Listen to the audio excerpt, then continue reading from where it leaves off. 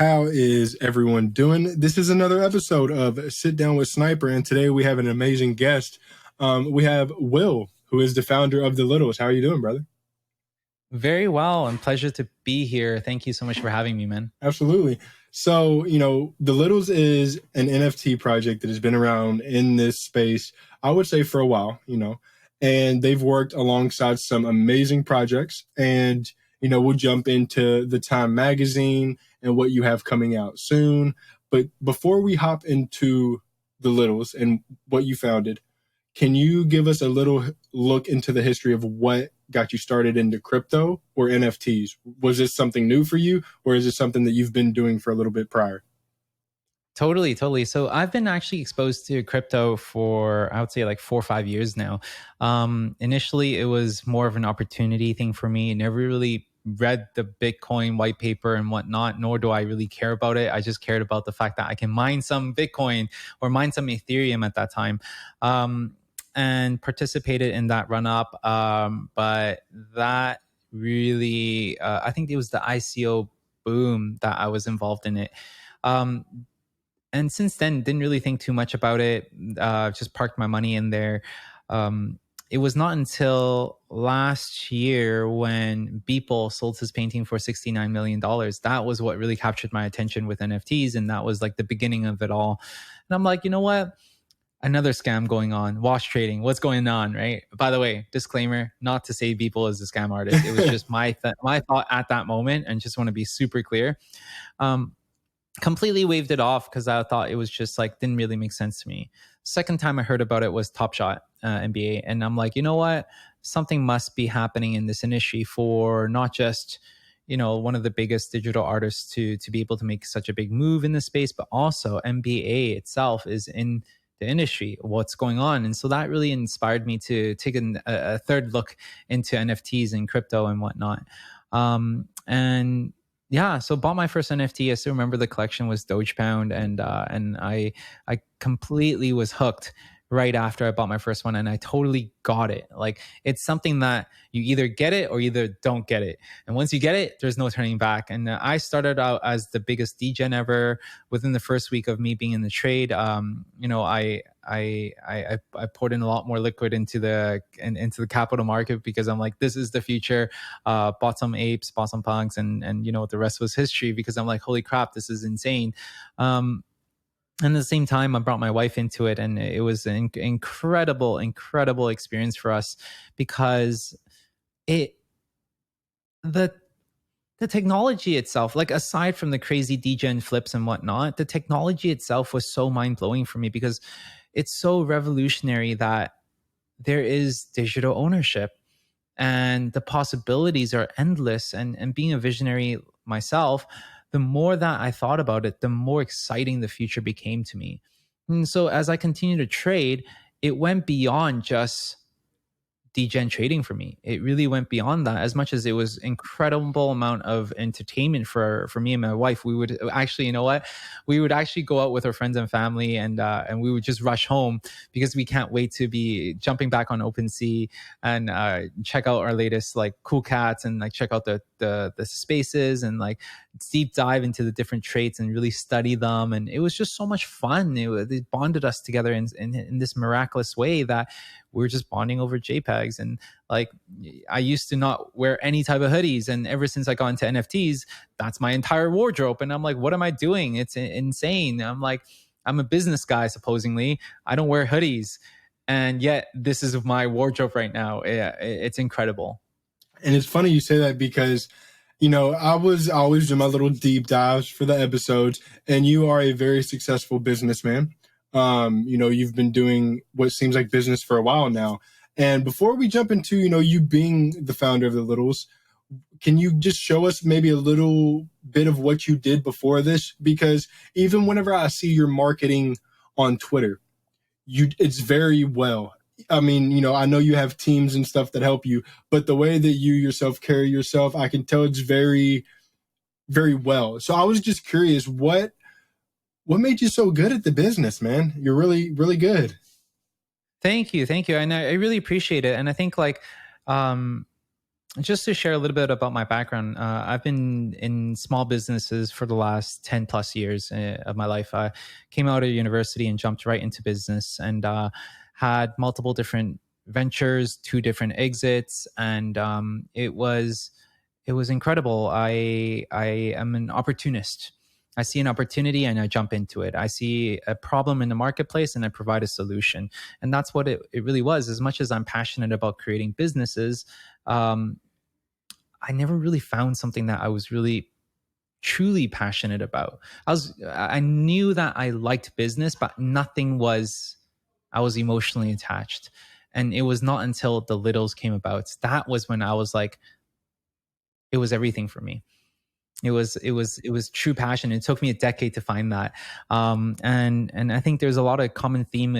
As much as I didn't realize, there was actually a common theme in what I've been doing in the last decade with what I'm doing now with the littles.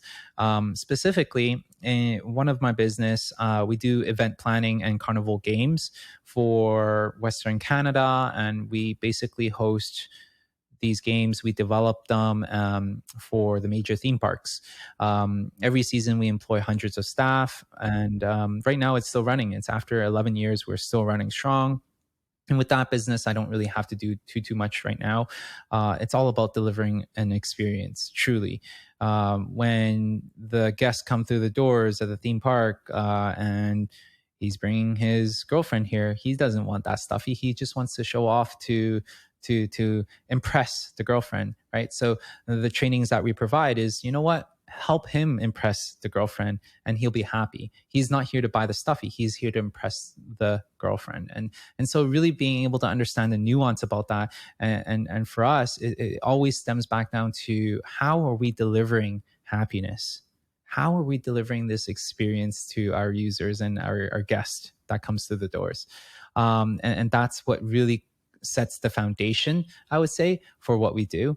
The next venture that got acquired at one point was 7 locations. It was a dessert franchise that we founded. And that was all about an experience. Like ice cream itself is ice cream, but how can you make an ice cream stand out? How can you make people wowed and wooed about it? And then that's the type of experience that we've created, and that's why we were able to scale very, very fast internationally across. We had one location in Beijing, location in Edmonton, Vancouver, Calgary, a few other ones that completely slipped my mind right now. But nonetheless, the whole point was it was always stemmed from a point of delivering happiness, which I didn't realize until I was talking to a friend about this. Like, it's like, you know what? This is so random. Why am I creating the littles with animation, gaming, and merch when that's not even my trade to begin with? And he's like, you know what? Your trade is about delivering experiences, delivering happiness. And ultimately, everything else clicked for me. And that's why the stuff and the way that I share on Twitter is from a very authentic place where I'm not here to be who I'm not.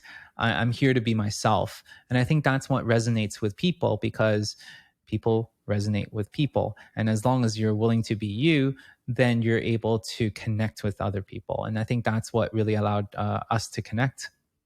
So I feel like you've used all of this experience from everywhere that you've been, and that's what's been able to, I guess, give you this vision of the littles and what you've done in the Web3 space. So tell us now about what the littles is for you. What made you want to become a founder of a project, especially in Web3, and we're going to jump into what you're currently looking forward to, because I know you have some plans with the littles that you're very excited about. So we'll speak on those as well. But let's just talk early beginnings and what made you just really want to have this dream. Totally. So as a DGen myself, it's always in my blood to seek for opportunities. And I told myself, I'm like, you know what? I'm not going to start anything until I'm 3 months in at the very least, just to safeguard against myself. Because I want to make sure that I'm doing it for the right reasons and not just, once again, jumping into a trade because the opportunity is there. So the moment that really hit home for me was when I was at the park with my wife and my 2.5-year-old daughter. Her name is Jordan. And Jordan was standing on top of the slide, with her chest puffed up in the most brattiest way, ready to conquer the world. And for me, what I saw was just pure joy, pure happiness, and pure just her being her, innocence. And that moment was everything for me, because that's exactly how I felt when I was interacting with NFTs. And I thought that there was so much magic in that. And I knew at that moment that as long as I hold that true, as long as this is the impact that I want to make, and this is my why, we're gonna go some places. So I took that inspiration and went about going to the marketplace to see how we can serve the community and how we can actually make an impact. Because ultimately, having an inspiration, having a why, is not strong enough for a business to thrive, to exist. Right? You need to have a reason to do so, that's how I view NFTs. The NFT itself is not a product; rather, it's a vehicle that allows us to deepen the relationship with consumers, with community members, allowing us to be able to reward them through their support. And I think that that's what we're creating with the Littles. So yeah, having that why was the entire inspiration behind it. And during our launch time, we were looking into the marketplace to see what was one of the biggest problems that there was. And what really inspired me to find this opportunity was when I wrote a thread about tokenomics, and that how unsustainable tokenomics is, because that was the full meta back then. Was every project has their own tokens, and everyone is talking about creating their own economic ecosystem. And just being in business for a while, I understand that it is really, really difficult to create an ecosystem in a short period of time to support a token, because ultimately all these projects, what they're doing is they're bringing buckets to the fire hose, trying to prevent a flood from happening. And that's exactly what tokens are. They emit so many tokens on a daily basis, and these projects are just fighting tooth and nail to create token sinks for their projects so they're not overinflating. And for me, that was the opportunity in the marketplace. So that was when I reached out to the top tokenized projects in the marketplace: Cool Cats, Subducks, Kaiju Kings, Cyberkongs, and to present this as a solution to them, as us being a deflationary partner to their ecosystem, to accept their tokens in our ecosystem. So then that way, they would find us to be a utility partner. And we got really lucky to be able to sign all four of them on as official partners, and onto the races we went and started the Littles. Okay. So, and I'm writing notes down, so never think, anything wrong. But so it's crazy that you also waited 3 months to jump in, because that was my whole vision with the podcast. I was like, I can't automatically jump in and just become a podcaster, because what will I be able to teach? I won't have anything to offer. So I waited, I think like 7-8 months, felt like, okay, I've been here at least long enough with everyone else to at least talk NFTs with other people. So it's interesting that you also took that approach. It seems like it worked very well for you. So now we have the Littles and what they are. And it's funny because I've always seen them with the Cool Cats. You just recently did some great things with the Cool Cats. You had the fun games, but you have some things coming up now. And you even have things like Time Magazine, which I don't know how much we'll be able to dive into that because it's still in the works. But what has it meant for you to now make this big project? There's a lot of people, a lot of owners with Littles, and you're going to be working with Time to make a TV series for children. And when it all started, it was your daughter that you saw, the innocence of her, and now you'll be able to put a show on the television on a screen for her to enjoy again. So what is this like for you?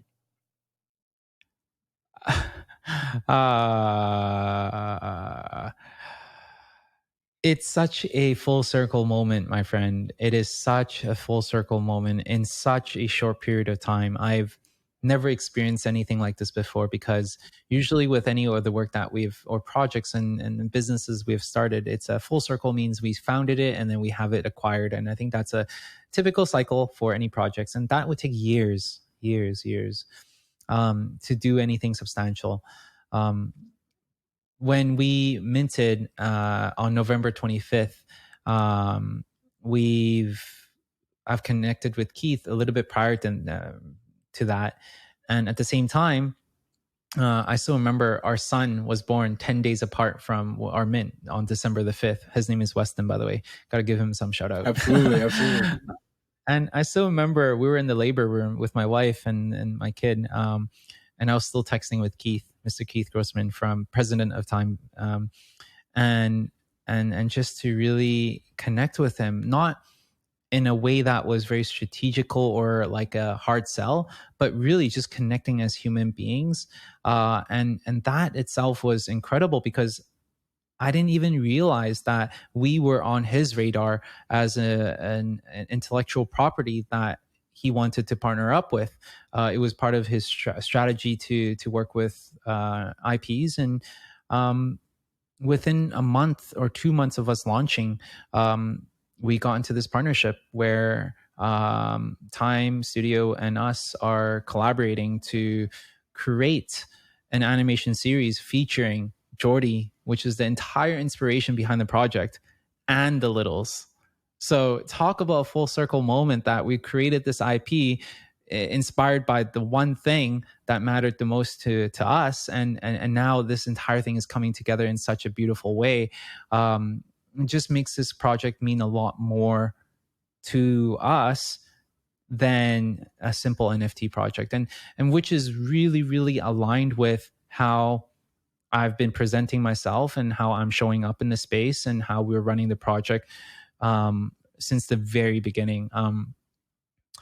And what I mean by that is not once have I received or leveraged my platform to shill any paid promotion or project. It was something that I knew intentionally that I want to stay away from, even though we have had offers of tens of thousands of dollars at one point in time. And it was super lucrative. But for us, we didn't want to utilize this platform in this way because the impact that we want to make in this space is a lot more than what was in front of us.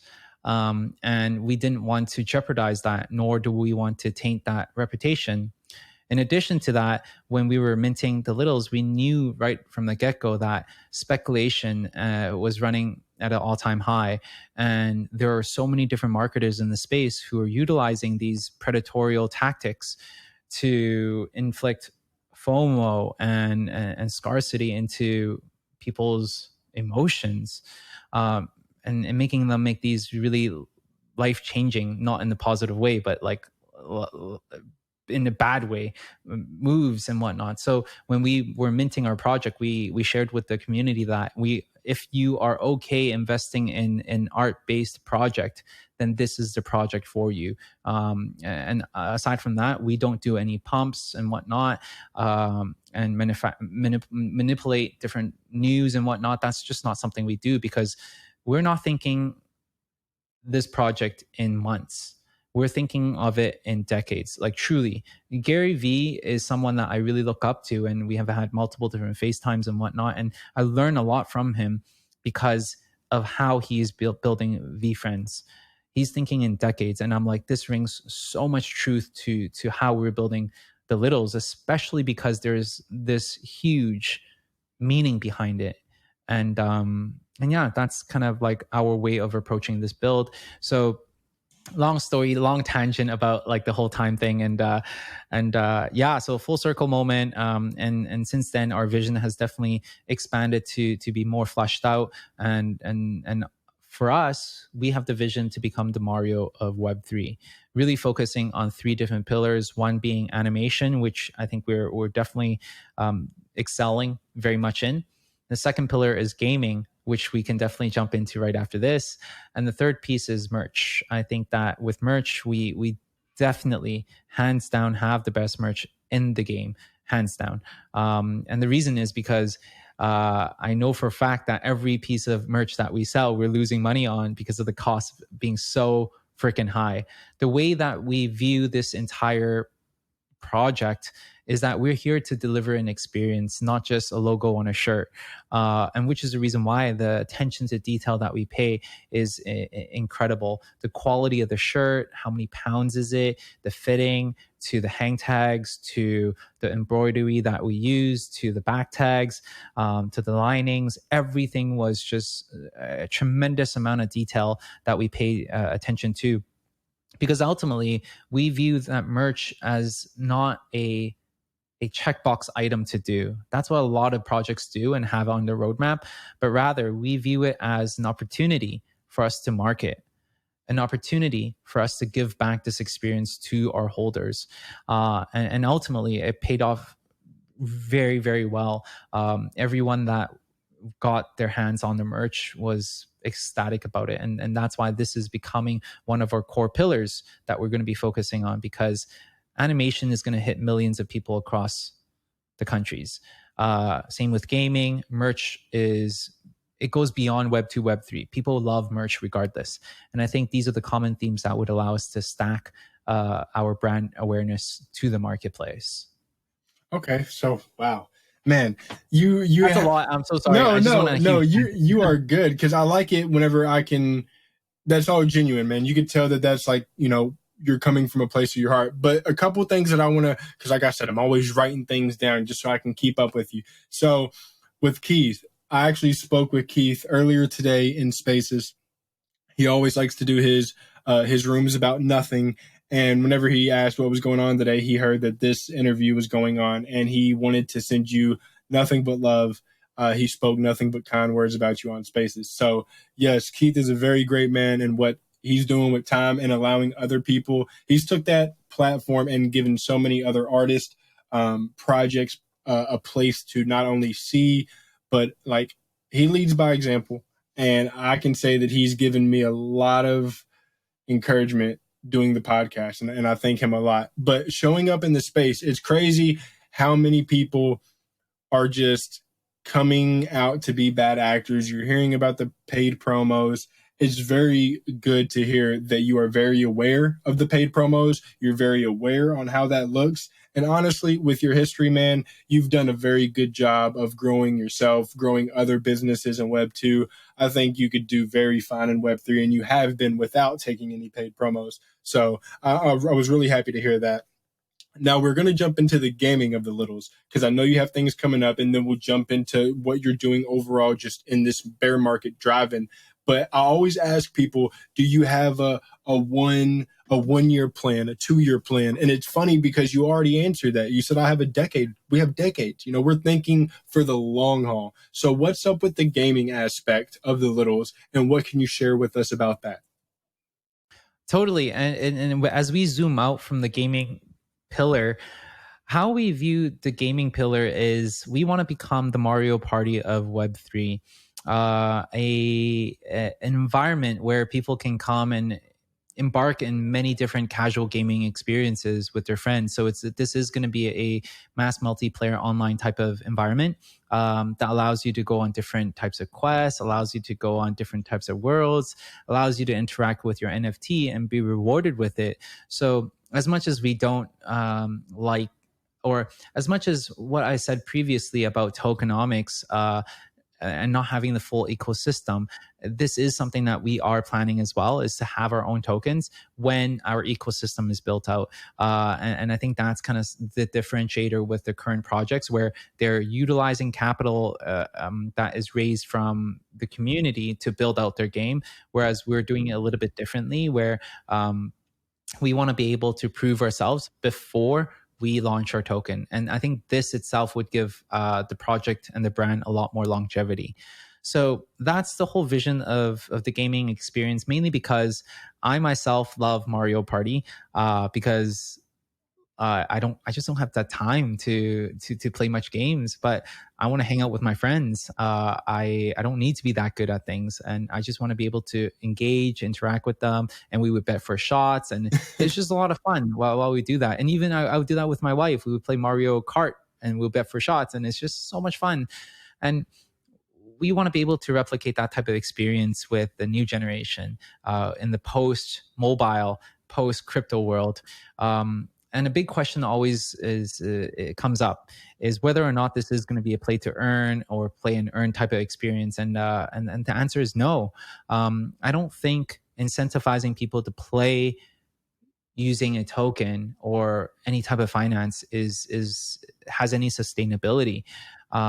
Whereas I'd love to be able to create a game that is fun, that really focuses on the IP, and this allows people to create memories, and in addition to that, supporting crypto, supporting digital ownership, giving it a different type of experience or a more expanded type of experience is what we're really going for. So this hybrid model, and I think that's something that we are really having our eyes on.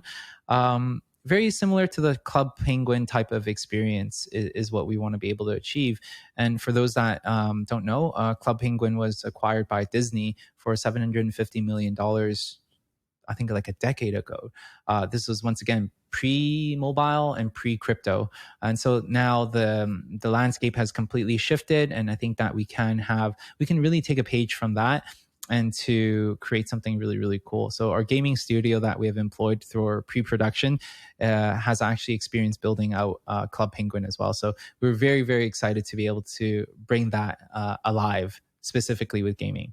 Now, this is something that a lot of people won't be able to see for a while, and which is at the same time why we have created the One Up Arcade experience, which is going to go live on Friday. I don't know by the time this goes live. I don't know if it's going to go live yet, but nonetheless, if it's live by then, great, check it out. If it's not, then wait for Friday. We will try to have it out before, if you would like. Before Friday. Let's go, Sniper. Let's go. Thank you. The entire goal for this One Up Arcade experience is for us to become the first introduction into Web3/NFTs. And in order for that to happen, there's two criteria that it needs to fit into. One being that it's completely easy and appealing and fun to engage in. And the second, it has to be free. And this is the reason why within our platform, you can check it out, playside.thelittles.io. It's actually live right now. You just can't enter the arcade right now. But nonetheless, this entire experience is created to be as fun as possible, and at the same time to support NFTs and crypto technology behind it. And what I mean by that is once you enter the arcade, you're going to be able to purchase game credits using any of our partner tokens. So I'll give you an example. CyberKongs has their native token called Bananas. We support that. Cool Cats has their native coin called Milk. We support that. Subducks has Vault. Kaiju Kings has ROAs. Project Gojira has Gyra coins, and MAYC has Ape. We support all those coins in our ecosystem to give them game credits. With these game credits, they can partake in any of the mini arcade games that we've created, so then they can play the games in order for them to win prize tickets. These prize tickets, they can actually go to the prize hut in exchange for prizes. And these prizes range from in real life prizes such as PS5, iPhones, AirPods, Switches, you name it. Very much like a Chuck E. Cheese type of experience. At the same time, we also support in-game items like potions. Potions is a way for us to be able to upgrade the existing little into a new collection. And that basically allows you to put on a suit of your CyberKong, and that's kind of what it is. I'm not doing justice with the type of art by the way that I'm describing it right now, because let me just share with you the manpower to create this. In our collection, we have 16 different characters, and each one of them has a distinct trait. So if I'm wearing a red hoodie, the red hoodie would change depending on the character. If it's an OG character, it's a normal bear hoodie. If it's a animal, then it might be a tiger hoodie. If it is a zombie, then it's a zombie hoodie. And it's consistent across all 16 characters of that red hoodie. Now, mind you, we have 6 different partner collection that we're working with. So that means that take 50 to 60 different traits from each one of the partners times 16 across all our collection. And that's the amount of work that needs to go into creating the art. We had over 6 pixel pushers work around 7 months full time to create all the collections and all the skins. So it's definitely a very, very vast art that we have created, and it's really exciting at the same time. So Littles has some amazing things coming up, and like I said, I'm definitely going to get this out before it launches, just so people can be prepared for it. And I know you have other people just talking all about it. So before we jump into other stuff, man, I wrote in some notes down. So the token, after the ecosystem is built, I like that because there's so many people I feel like that we've seen time and time again, push out the token and it's done what? Nothing. Hasn't really helped. There was nothing behind it, no community behind it, no nothing. And it didn't really jump out. So once again, it's like getting that experience, like how we did with the podcast, how you did before coming a founder. You learn a little bit before you jump in. I like that. So I love that y'all are trying to prove yourself before the token. That's what I want to see. And it's not P2E. That's also a little different to me. And I'm not saying, and Littles might be the first person to do a not P2E game. They might not be. My thing is, it's not about who does it first. It's always about who does it best. So there might be someone out there that's already doing this, but if the Littles can execute it well, which I'm sure they will, this could be a big, big step for what other people could take and do. And just knowing that, I believe you said the gaming that is working on this Littles has also touched Club Penguin. That is huge. So for me, I mean, I'm 26, but I can tell you that Club Penguin was definitely something I played. And that reminds me of like the Neopets era, the Webkins era. And that was huge. I mean, even my mom, still to this day, almost 50 years old, she was playing Webkins. And she absolutely loved it. So there's really no age limit either to what this could be. And totally. And by the way, just to clarify, the current experience is created by our in-house team, not by that team. So if you guys are, and that's why I'm like, you know what? We wanted to create this world for people to partake in right away and for them to see what's going on while we're building that simultaneously. And something that I've also want to be able to touch on. Sorry to interrupt. No, you're fine. You're fine. Okay. So aside from that experience being so easy, friendly to use, and everything that we're talking about, the arcade experience, there's actually 4 underlying contracts across 2 different chains in this entire experience that I'm describing. And obviously I'm not doing it justice because like it itself, when you're partaking in it, it doesn't seem like there's 4 contracts. It doesn't seem intimidating.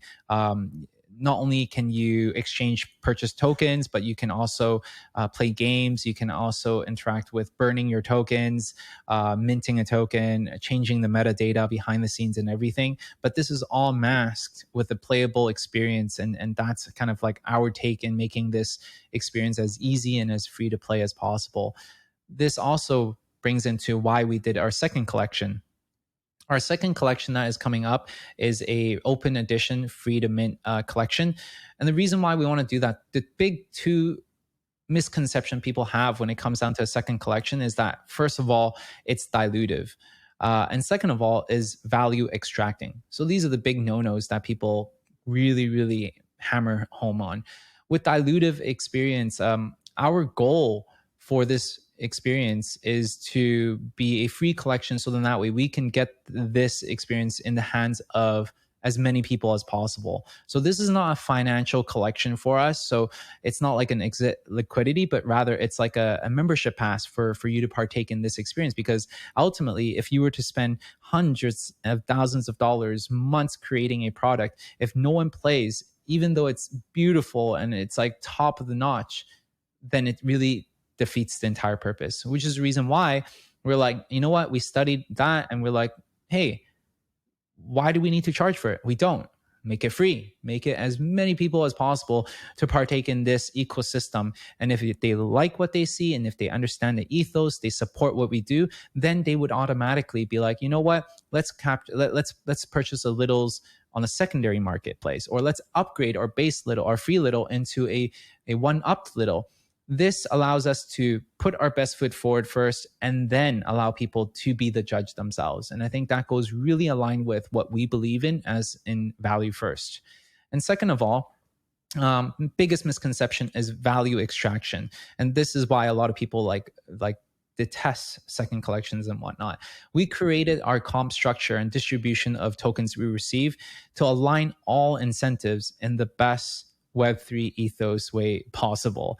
And what I mean by that is a portion of the tokens we receive for the upgrades and the potions and items would be sent to a burn address. That means that we are truly becoming a deflationary partners to all the official partners that we're partnering up with. Second allocation goes to our Genesis Littles holders. So they get the biggest allocation for them, for their support. And at the same time, it's a good way for us to show them that we care and that we're actually displaying by action that as we continue to grow, as we continue to accrue value, we will funnel value back to our holders as well. So that's our best foot forward. And the third distribution goes to our vendors who are supporting us along the way, front end, back end developers. And lastly, our team. So these are the four allocation that it goes out to, distributed quite evenly, and really being able to align the incentives for everyone to see this experience as a major success. And I think that's something that not a lot of people are doing. And I think this is why we're going to have this amazing experience for everyone. Damn. I'm excited. Okay. So, and even to touch on the last thing we spoke about, even the fact that, I mean, like you said, it's kind of like a Chuck E. Cheese, like whenever you get the prizes and stuff. Yo, 26 years old, will admit right here that I love Chuck E. Cheese. I love stuff like that. I love going somewhere, playing some games, winning some prizes. And the fact that, we're talking switches, we're talking cool things, legitimate things that people would want to win. That right there is big in itself. I'm tired of, winning a pencil, tired of winning a satchel. Like I'm not, I'm winning stuff that I'll never use. Swag pack. Anyways, the open edition to get people included. It's giving them a taste, and it's like, hey, you like what we're doing? Then cool, you can come do more. If you're not vibing with it as much, that's respectable too. It was free. We let you get a little taste, and now it was totally in your field. So that's one thing I don't think a lot of people are doing. And the fact that you're funneling back to the supporters, it is what it is. So many people in this space, they're here for money. They're here for investing. They always say that, people always say, oh, I'm here for the art. That's amazing. But there's so many people that want things given back to them. And, we support people, we give these founders and these artists and these groups tons and tons of money. Are we ever going to see something back more than a hoodie, more than some shoelaces? And you're delivering that. You're like, yo, we're trying to funnel back to you supporters that actually give a damn about us. I like that.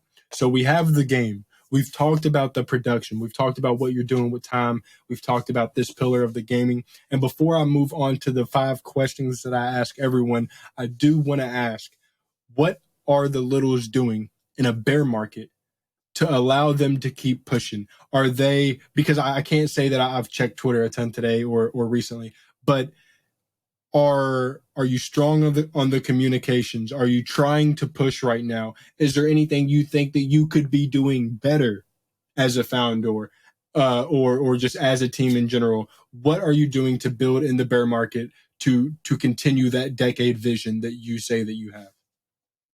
Totally. And I think that, to answer your question, for us, we never really considered our strategy based on the macro condition. And what I mean by that is, just because it's bull or bear, it doesn't change the way that we approach building and the intensity of how we go about it. What does help us navigate throughout this time is we do study and we do analyze what the meta is, because ultimately we do not want to be pushing out a product that is not going to be well received. So it sounds a little bit contradicting, but there are nuances around that. So what I mean by that is, okay, you know what? Bull market, bear market, we're still going strong. We're still like going to be launching the 1UP Arcade.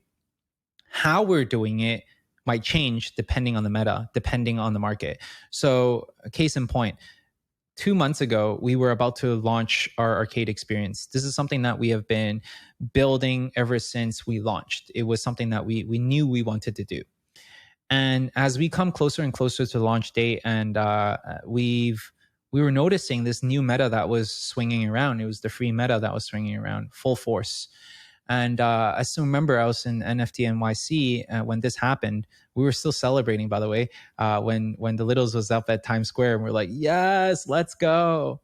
Now at the same time, our team members were really concerned because Goblin Town was really taking the entire space by a storm, and we realized that this meta is not a fad. It's not something that comes and goes. It's something that potentially could stay. And we had to make a really difficult strategic decision to whether go ahead with our launch with the mechanics as it is, which is going to be gated through holding our token. So it's a played, you need to pay in order for you to partake. Or are we going to be going into the free meta and actually creating an experience that features that? Very, very difficult situation because we already communicated with our community that we're about to launch, rallying everyone. Like we've had in NFT NYC, we have over 10 different activation of events. We've had quests that we lined up with all of our official partners a month prior to that. We've had 2 live interview sessions at NFT NYC.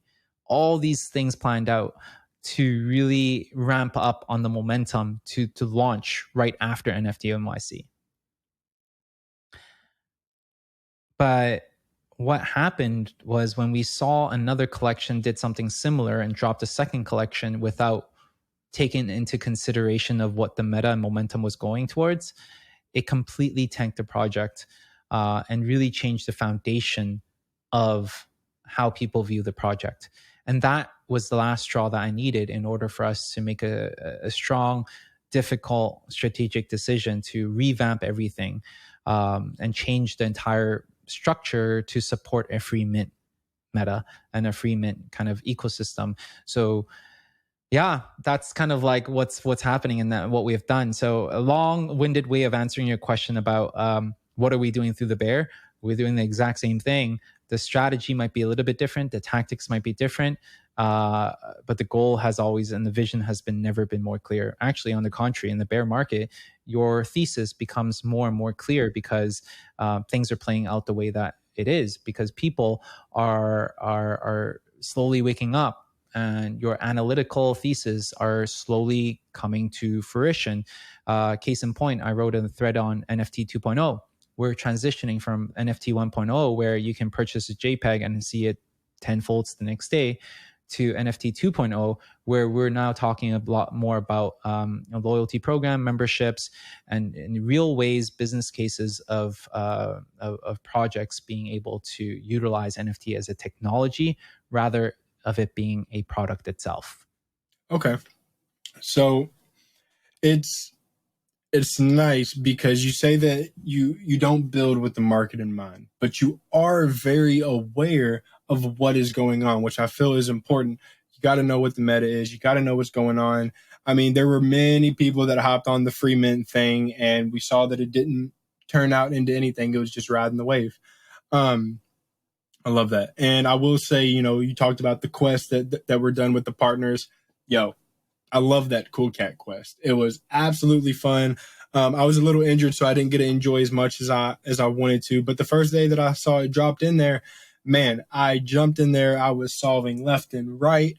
It was just fun to be able to do something like that. And I don't know how other people felt, but me personally, I felt it was absolutely amazing. So that was one thing that I did get to partake in, and I will say it was absolutely amazing. Before we go to the 5 questions, is there anything that you want to speak on? I don't want to transition to the end of the podcast without missing anything. So what what else is there for the littles, and is there anything else that you want to No, speak on? first of all, thank you for partaking in the Cool Cat Quest. It's a lot of fun as we jump from community to community. I can't say it was the most smooth ride with the Cool Cat server. It's fun. There are the dramas that are happening, and we'll leave it at that. But appreciate you being positive on that note. Um, Final words with the littles. I think that what. If you're a skeptic hearing how I'm sharing with you guys about the arcade experience, definitely come check it out, see how bad things can be, and let us know.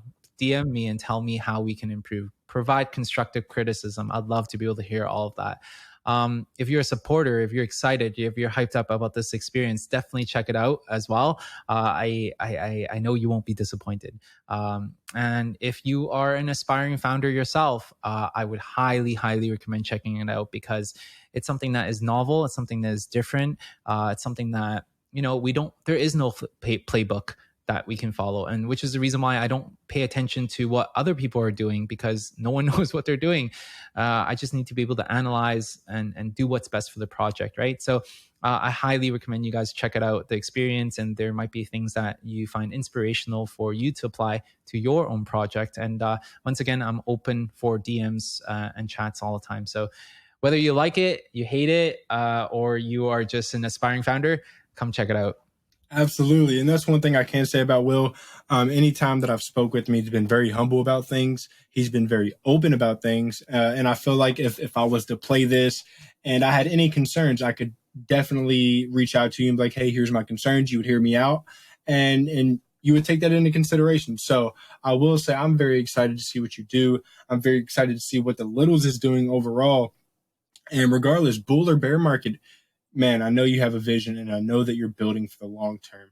So jumping over to these 5 questions. Number 1 is always pretty easy, but hard at the same time, brother. It is, what is the most important thing to you in your life? Oh man, my family. Absolutely. Oh dude, it's hands down the relationships, the meaningful relationships is what really matters to me. Nothing can replace that. I yeah, I'm so man, it's relationships, meaningful relationships. And I think that it's all about the quality. And I'm really blessed. By the way, biggest shout out to my partner in crime, my co-founder, my wife, mother of my 2 childs, Cassandra. She's been instrumental to the success of the littles, and it's something that she teaches me so many different lessons on a daily basis of how to become a better husband, how to become a better dad, how to become a better founder. Um, and yeah, just wanted to say thank you. Yeah. Absolutely. Oh man, I hope she hears that because it's always beautiful to hear people give love to their significant other. And shout out to all the significant others that are helping and supporting their others. Do whatever they love, their dream, their passion. It's a beautiful thing to hear. I think especially in this space it's 10 times as important because this space is so unforgiving, it is so demanding, and to be able to have a partner who not only understands the nuances behind the space of why you need to stay up until 11 or 12 answering freaking Discord messages. It's like, why can't you do it another day? Like, it's so the nuance is someone that is outside of the industry would never ever understand. Not only does she understand it, but she's also in the trenches with me building the littles. And for that, I'm so grateful because we get to degen together. Now we get to build together. It's incredible. I love it, and so much gratitude to her. Absolutely. Absolutely. Yeah. People don't understand. Like, I've seen it happen time and time again. Recently saw it happen to someone. And, you can show up for 100 days straight, but the 101st day, whenever you don't show up, they remember. That's what they're going to remember. They're going to remember the day that you didn't show up. They're not going to remember the 100 days that you've been putting in work. And it's so unforgiving here. It's so quick to forget. The podcast dropped, I don't know how much whenever I was in the hospital. And it was just the fact that there was no content there. People forgot, and it's easy to forget. So it's beautiful to hear that y'all are building, y'all are creating not only a beautiful family, but a beautiful project. I love to hear that, brother. Number 2 might be easy for you, might be hard, but I like to ask, what is an obstacle that you have overcome that has helped you get to where you are today? And that can be rather NFT, Web3, or it can be the real world. But what would you say? What would you say one thing is?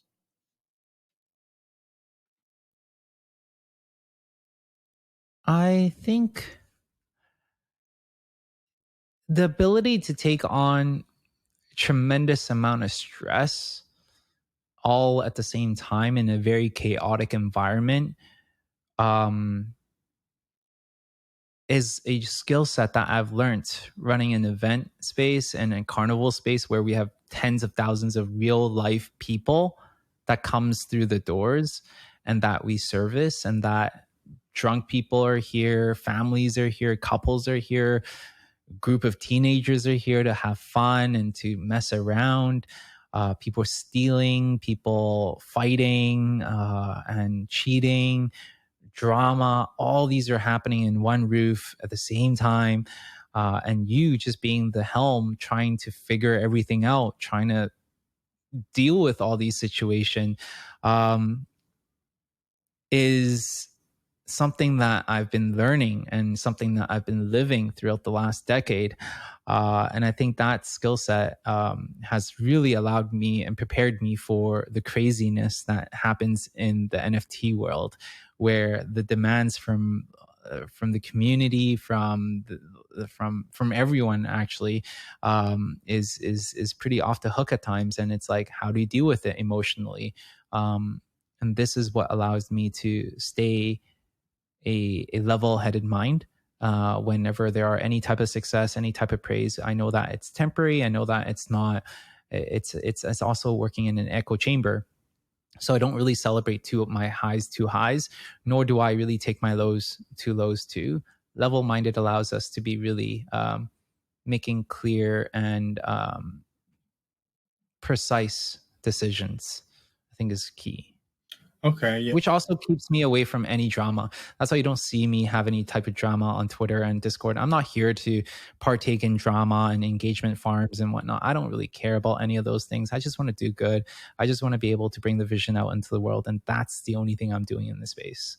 Yo, I respect that 100%. And that's, yeah, you talk about chaotic. I know that, I feel like we've all been to a carnival, all been to a festival fair, and it can get pretty crazy there. But in this space, it's a lot easier to get crazy whenever you're hiding behind a computer. You have an image and it's not your true self. A lot of these people wouldn't just randomly walk up to you and punch you or just randomly disrespect you. But whenever you have nothing to lose and you're just some random person online under a username, it's easy to forget, and it's very chaotic here. People tend to go about 10 times harder. So, I mean, much respect for you to just be able to take all that. I know as a founder and just even in this space as general, it's not easy. A lot of people hold you to a very, very high standard. Um, Number three would be when you leave to go out of the house. What are at least three necessities that you have to bring with you? Most people say the keys and the wallet. So I mean that's common. But is Will bringing a diaper bag with him? Is he bringing a handy dandy flashlight? Is there any three things that you have to keep with you, man? Or are you a simple guy? I'm super simple, man. Like I try to be as lean as possible, and I think that goes along the same with my wife as well. We we just try to go as lean as possible, man. Like we give our backpack, we give our toddler her own backpack so she can carry her own stuff, and we want to teach her how to be independent. My wife knows that whenever she's out with me, she doesn't need to bring her wallet, and that's been always the case ever since the very beginning of the dawn of time. So for me, I just bring my credit card with me, and so many times I drive without a driver license unintentionally because I just forget about my my phone. I don't even bring a wallet anymore. I just bring this little kind of like snap thing on my phone, and like that's pretty much it. And this is what I do to go to work. Wow. So simple guy, simple guy. I mean, as someone who loves like minimalist like housing where there's only like a couch and a lamp and that's it in the whole living room, I definitely need to get more on that because I usually have a pocket full of just random stuff, but I love being just so simple, so clean. So I love it. And anyone who wears khakis knows once you put a wallet in your pocket, you have room for nothing else. So it gets wild. Number four. what's one thing you want to do before you get too old? Before I get too old, I want to be able to learn and play sports with my kids. I want to, this is something that I'm committed to doing. It's, now I just enjoy so much time with them. Like, by the way, I'm a big sports guy and quite athletic. And at my prime, I play like four times a week soccer, and it's like something I really really enjoy. I snowboard a lot, and I just love being in the outdoors. And for me, it would mean the world to me if I can actually learn the sports with my kids and be able to partake with them, and just really enjoy that experience with them. I think that's something that I really want to be able to do, and I something that I wish I could have done with my dad. Not that he's like, I'm blessed that he's still around, but because of his health conditions, he's not able to partake in any type of sports, and it's something that I wish I had the opportunity to. But I'm still very grateful that he's still around. We still get to go for dim sum and stuff like that. So still grateful, but nonetheless, before I get too old, love to be able to do some sports, something active with my kids. Yo, I'm so sorry to hear that, but it's beautiful that y'all are still able to do things, go and get things. Yeah. And I know that you're going to be around to be able to have that enjoyable moment with your children, and it's going to be such a beautiful thing.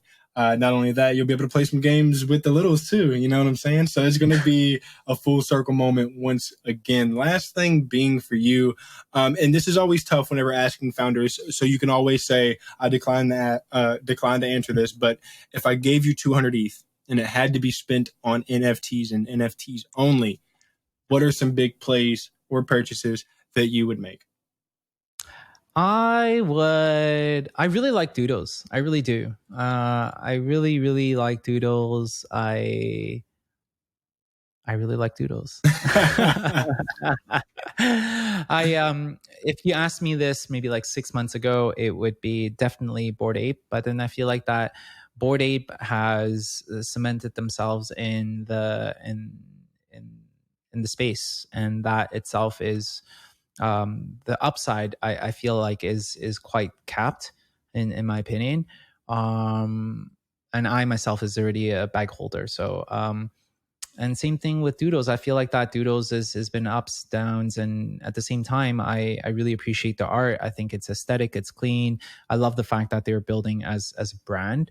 It takes a long time to build, but nonetheless, once it does hit its critical mass, it's gonna be like wildfire. So I love Doodles, right? And on top of that, the founder is also in Vancouver, so I love to be able to have this shared roots with them, and yeah. I like that, man.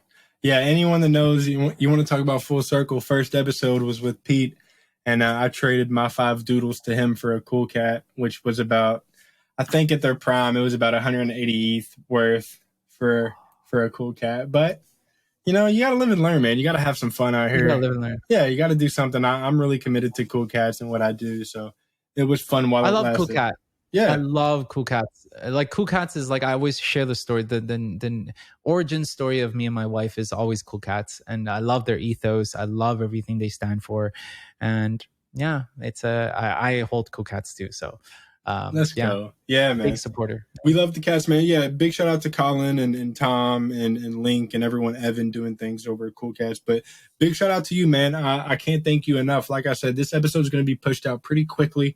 Soon as we're done recording, I'm throwing it over to the audio engineer and saying, "Yo, wrap this up for me. We got to get it out."